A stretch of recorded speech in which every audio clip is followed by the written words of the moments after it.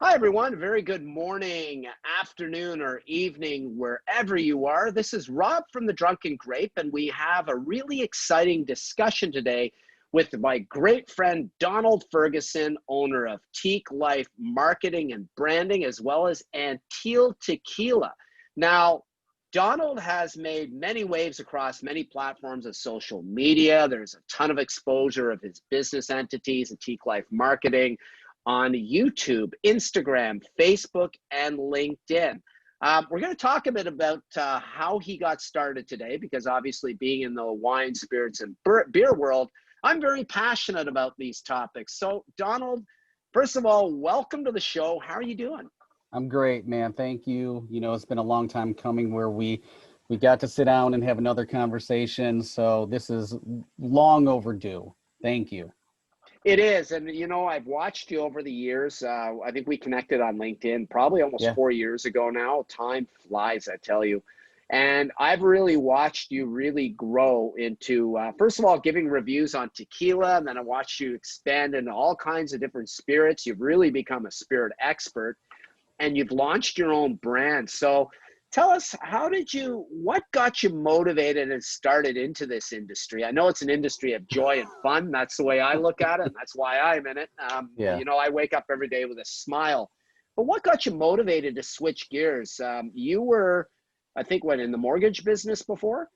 Yeah. I was a divisional vice president of operations for the largest mortgage company in America. Wow. And I don't know. I just wasn't happy. You would think that level of security, that's a whole other discussion. But just having the paycheck and having people report to you and, kind of being noble at your job and well known would bring that happiness. But no, there's more that fulfills a creative person. And you and I are really creative people. And so That's true. I wanted to take that money and invest it in something into my future. And so when I talked to my wife, who is a financial planner, it was a situation where she just kind of laid it out. If you could do anything, what would you want to do? And I said, I would own a tequila brand, but there's no way that that could happen. And she pushed back many times. And I said, okay, well, let's figure it out and go from there. And then if you can find a distillery we can partner with and we can work with, I'll maybe think about it. And that's kind of how the conversation started. But it's Teak Life started way before the actual tequila coming out. And that was another couch conversation where we were sitting watching one of my favorite shows, Diners, Drive-ins, and Dives. Awesome. Yeah, and I said, why doesn't anybody do this for the spirits industry or for tequila specifically? Because tequila at that time, years ago, was really getting a bad rap. It just wasn't the quality spirit of it is today. And she said, well, why don't you do it? And I love that.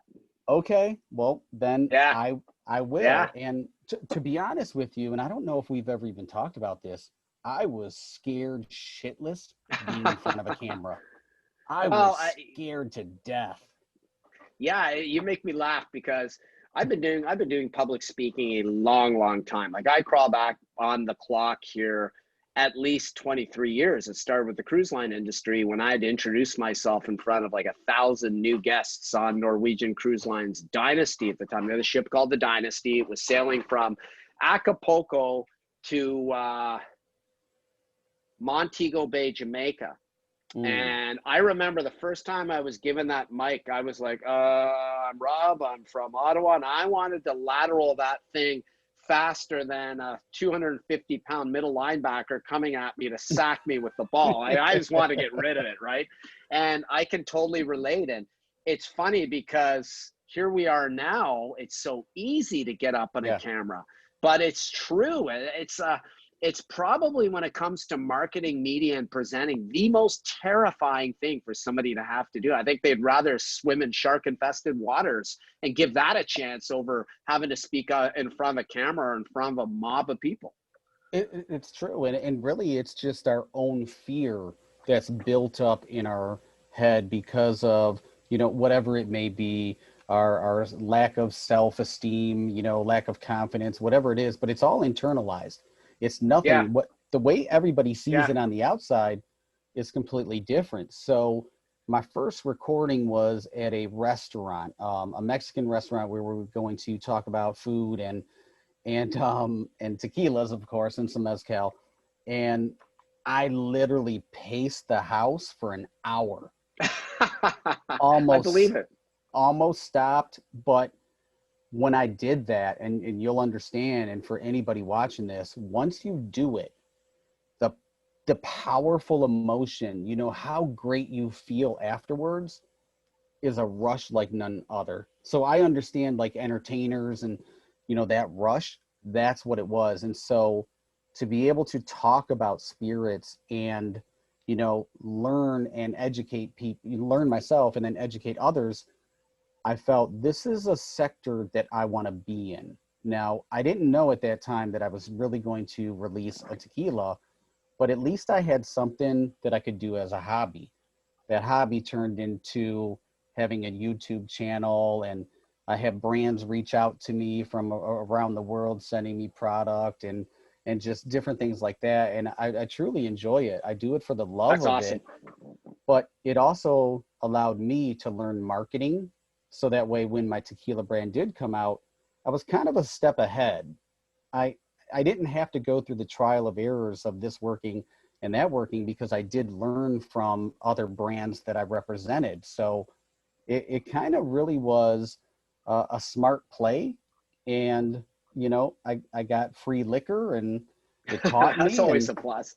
it's not terrible. So No, it's been a wild ride, man. It's been a wild ride. no, and you know, it's what a fun subject. I mean, I don't know anyone that will look at you at a dinner party and go, "Woohoo! You're an underwriter of mortgage paper." Yeah, but I tell Right. you what, the minute you tell them you're a tequila producer, and your tequila's won some massive awards, we'll get into Yeah. that in a bit.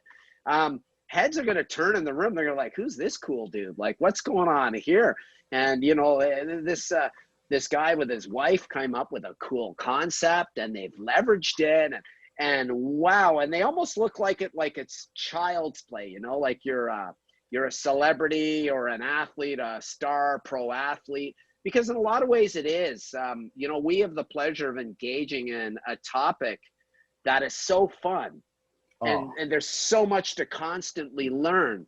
It is like child's play. Like it brings that little spirit out of you of joy. And you know, it's absolutely cool that you launched this and you did win. So talk a little bit about that journey of Anteel Tequila, because here's the thing, you know, there's sommeliers, there's now beer sommeliers. I'm part of both those worlds. hmm But where the world is really weak, and I know WSET offers its level 2 and level hmm 3 advanced course in spirits where you get certified. There's various whiskey bodies that are brilliant at teaching about that specific spirit. But if you take a look at spirits as a whole, there's very little coordinated academic or educational curriculums that are really tied to it, that tie it into the business world of branding and selling and talking and discussing and educating. And Yeah. I think it's a brilliant time for people like you to enter this space and be those ambassadors, because it's very well needed.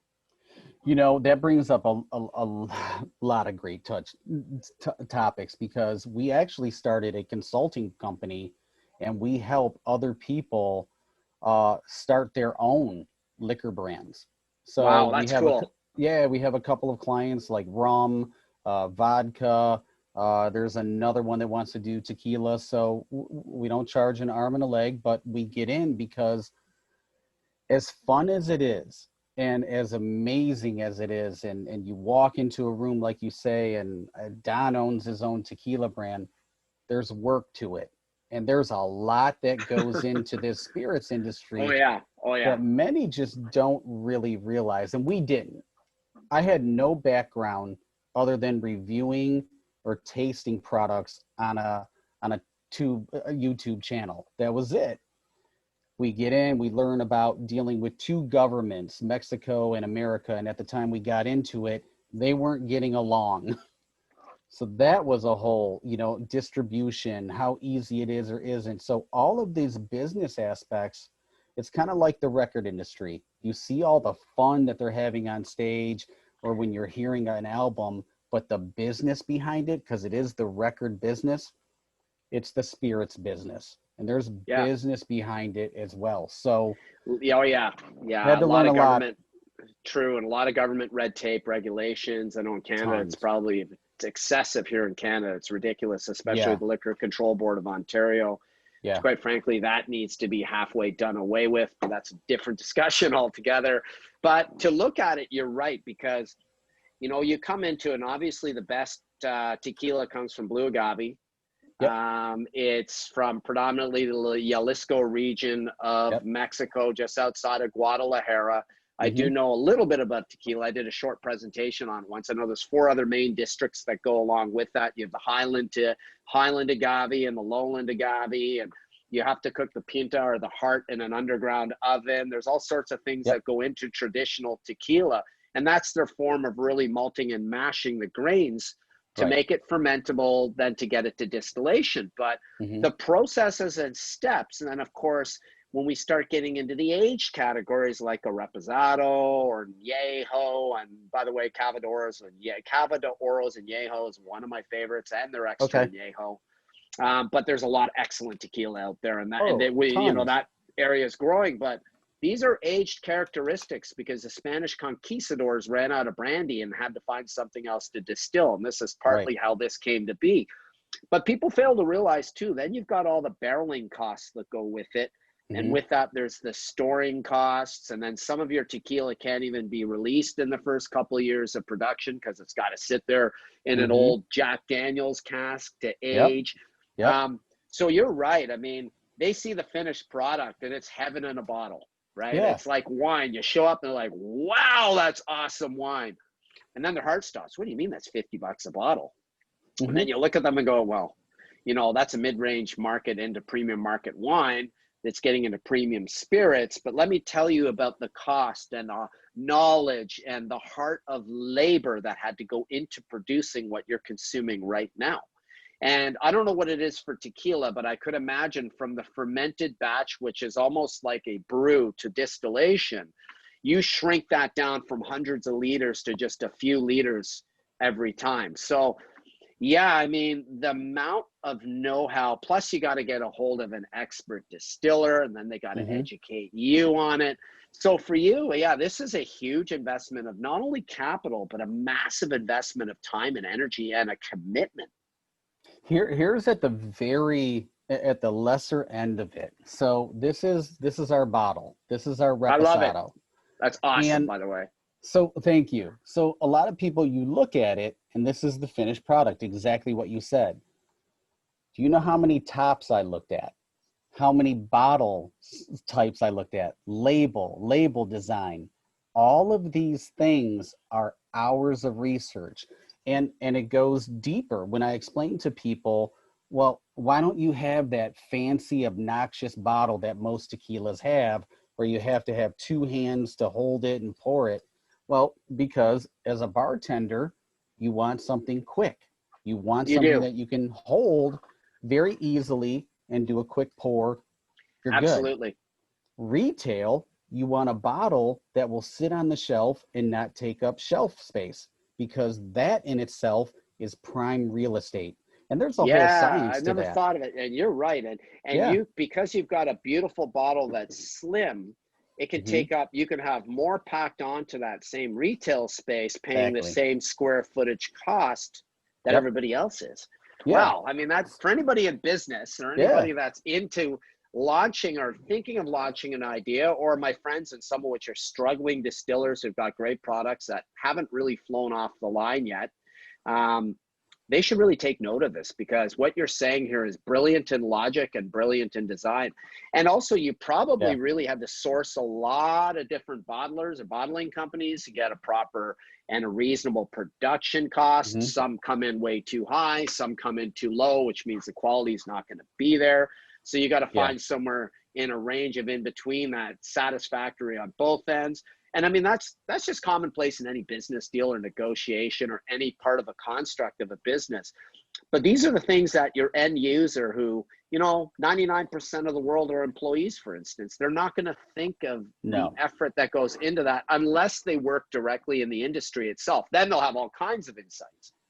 Yeah. And then you get to the point where, like, our Reposado, what do you want to age it in?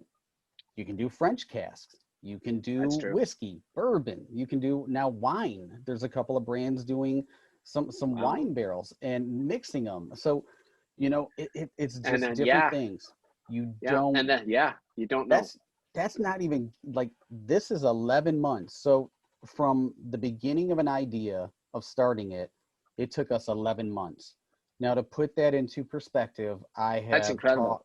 It is, because I've talked to some other brands, 2 to 5 years it has taken them. Oh yeah. I've got friends here working on incessantly on a brand that's into probably about year number 4 now. They've won massive accolades bringing it to competition, but they just still haven't found a way to properly market it and brand it because they've just hit those challenges. I know they tried to hit up the Chinese market first instead of going local. And what I think you did was ingenious because you had a local presence. You had a local presence on media, but not just social media, real media and TV spots and things like this too. And this really helps leverage you. And to bring tequila to Detroit, I mean, that's like that's like winning the Super Bowl for the Lions. I mean, this is pretty crazy and pretty cool at the same time. You think automotive, cold, dark in the winter, hot, steamy summers, but not a tourist destination by any stretch. And you think all these things, but then you brought it to life by bringing this awesome branded tequila. I mean, talk about the awards you've won, because in such a short window of time, I think you've hit up 200 different shops. You're into a pile of different establishments. Obviously, some of this has been disrupted. We'll get into that discussion in a minute, but you have done exceptionally well. Like, did you not win? Is it the WSWA that you attended where you won some international accolades on these things? I mean, on these products itself? No, close though, very close. So the first award, so we were out 4 months on the market. And the Metro Times, which is the premier entertainment magazine here in Michigan / Detroit, they created a new category, Best Michigan Tequila Brand. Now, there are 3 Michigan tequila brands. And I said, we're winning it. I don't care. We're winning it. And we did. So that's awesome. So 6 months out on the market, I have no clue what I'm doing. I'm just hustling, trying to get, stores as much as I can, get the press on a very limited budget, because really all we wanted to do was, test the market and test what we were creating to see if the concept would work. And I always thought, if exactly what you said, in a cold climate, non-tequila drinking atmosphere, if we could win and do something, make an impact here, well, the rest of the world will follow. It's just kind of always been my and there's mindset. a good logic. There's a really good logic to that. So the first year we did, first full year, we did really well. Ended up finishing the year in 400 locations just in Michigan. And we entered our first, 400. And that's me driving around as an owner, doing in-store tastings. That's incredible. That's incredible. It's fun, but it's like a storybook story. I mean, this is something I read out of a feel-good book in a way. It's like, wow, this guy came to life, got started, left a huge career, spent 2 or 3 years building up a branding and marketing agency, then decided to really put all the cards on the table and the finances on the line with him and his wife to launch this product. Yeah. And not only did it launch, it rocketed.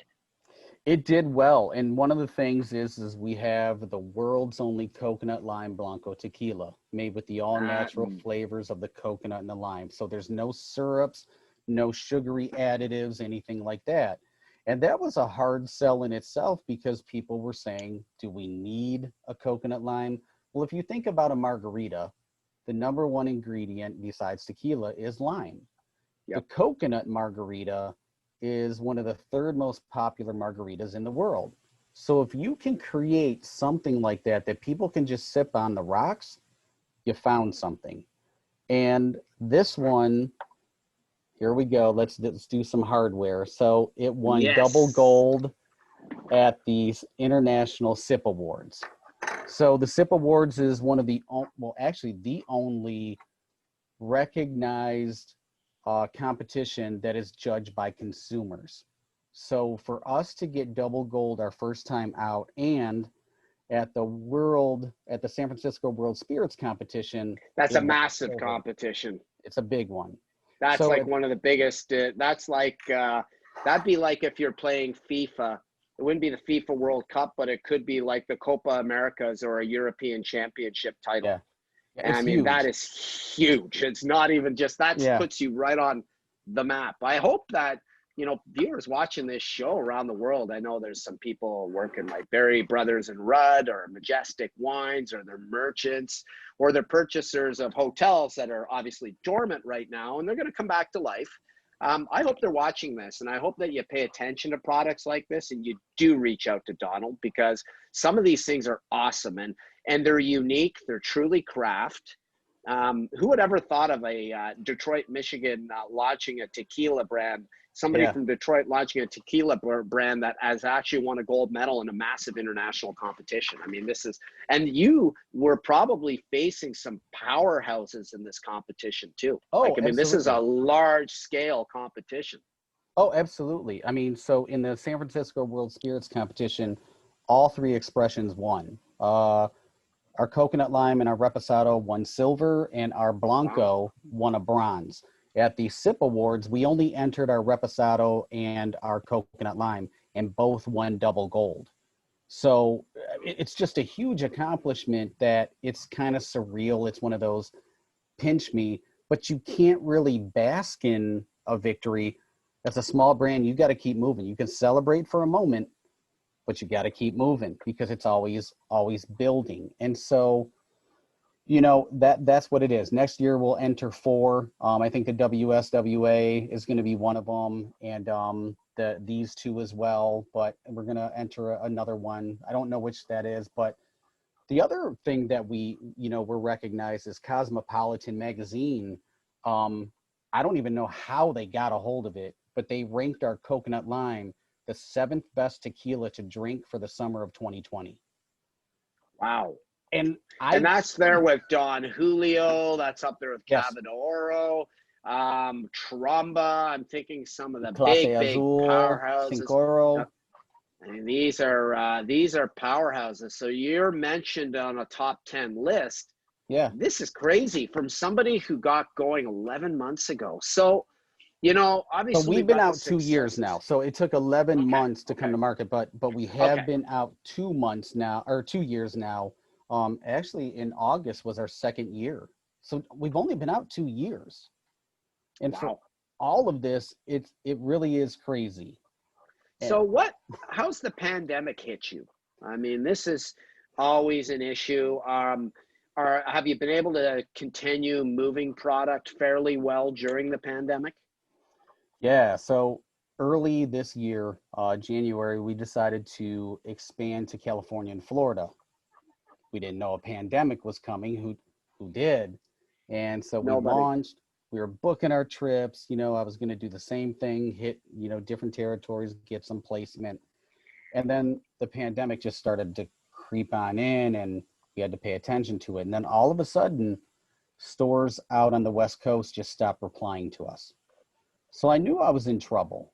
I didn't know what I was going to do. We had product in both places, but Florida and California. And so as an entrepreneur, as a businessman, you got to shift. You got to learn very quickly to pivot. So what we Yeah. did is I found an online retailer here in Michigan that ships to 30 states and got into their location. And then about a month later, a story in Forbes magazine comes out online. My wife is the only Black woman in the world to own a tequila brand.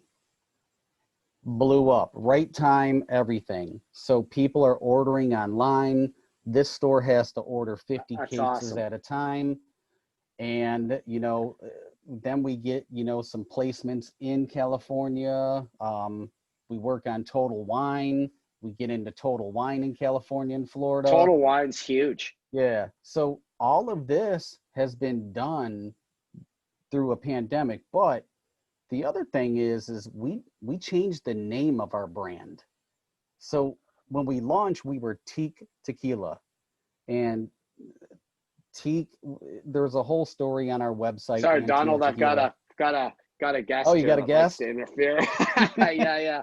That's It's the JoJo. She likes agave. to interfere. Yeah, she's all interested in the tequila discussion.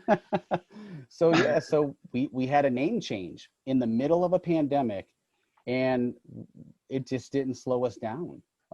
Just because of, I believe that when you continue at something and you keep pushing it and you don't give up, you're very resilient and relentless, the good things will start to come. So it's like compound math, and it continues to grow until one day it kind of explodes. And that's where we're at right now. So we're in California, Florida, Michigan. We are available for online ordering in 30 states. We have 3 other states that are picking us up by the end of this year, Total Wine stores. So it's been good. Liquor sales have also been up about 50 to 60% anyway because of the pandemic and people sitting at home. Oh But yeah.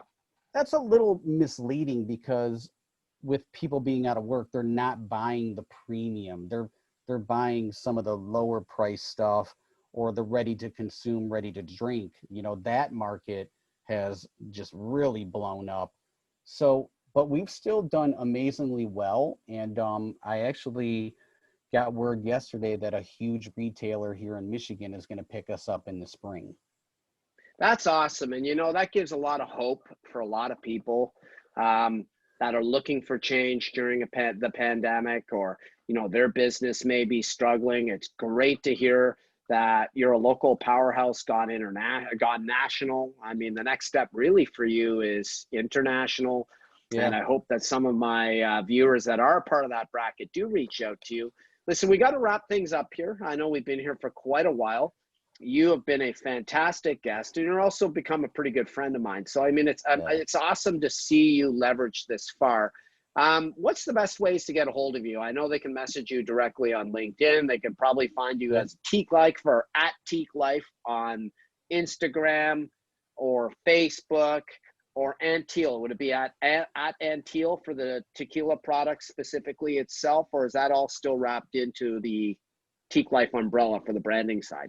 No, everything is separated. So you can go to Teak Life and contact me through the website. You can also go to anteeltequila.com, ANTEEL tequila.com, and you can contact through there, LinkedIn, Don Ferguson, or Instagram, all the social media, Anteel Tequila, you can find me. And one of the other things that I believe in, I know you do too, is I try to answer everything. Yeah, that's really important. When people do Yeah. reach out, try to answer. Even if it's a Yeah. short answer and you say, listen, I can elaborate a little bit later, I'm busy. The look, touch, and feel of caring is extremely important. And that's why I Huge. think that we've got to put huge effort into small business and small and medium-sized business development, especially as the way out of this pandemic, if North America wants to get financially powerful again. Yeah. And this is critical and crucial. Well, thank you very much, Donald Ferguson, Thank you. for being an awesome guest. Ladies and gentlemen, whatever you decide to do, make sure to tune into this. Also, make sure to subscribe to this YouTube channel. All you have to do is click the link, The Drunken Grape, hit the notification bell at the top of the page. Listen, whatever you decide to do, have an absolutely terrific day. This is Donald Ferguson from Anteel Tequila and Teak Life, and Rob, your host from The Drunken Grape.